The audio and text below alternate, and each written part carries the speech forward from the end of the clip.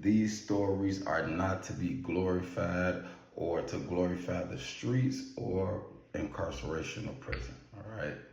Now let's dig off into it.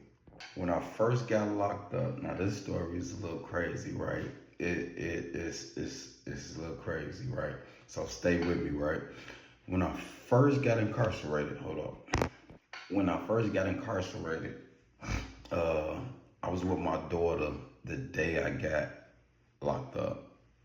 I had just dropped my daughter off. She was with me. My daughter was with me every day before I was even incarcerated. My oldest child, right? And when I got incarcerated, when I got locked up, I haven't seen my daughter in probably like a year and a half almost, right? Now, let me give you a little background.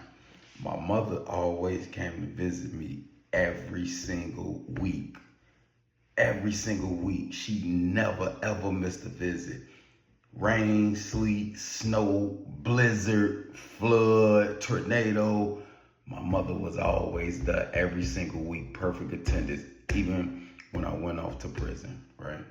So, one thing about my mother is wherever she goes, she's a people person. People gravitate towards her.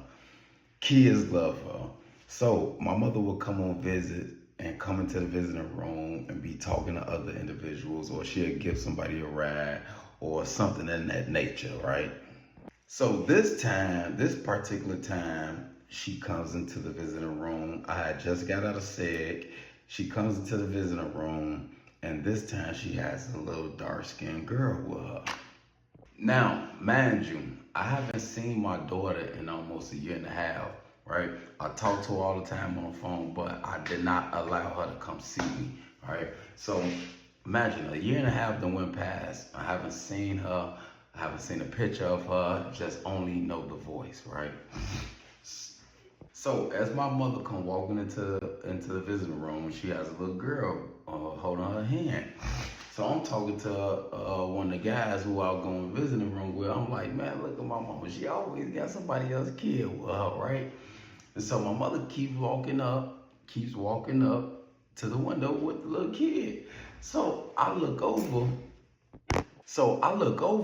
I'm like, Mom, I go through the little bubble. I'm like, Mom, why you always with somebody's kid? Who kid is this? She like, Shaquille. Remind you, I haven't seen my daughter in over a year and a half. So I'm looking at her. I'm like, Mom, who kid is this? And she got a serious look on her face. She like, Shaquille, you serious? She put my daughter up on the counter.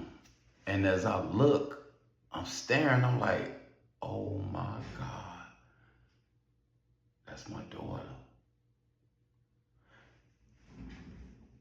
That was the most hurtfulest day I ever had in jail.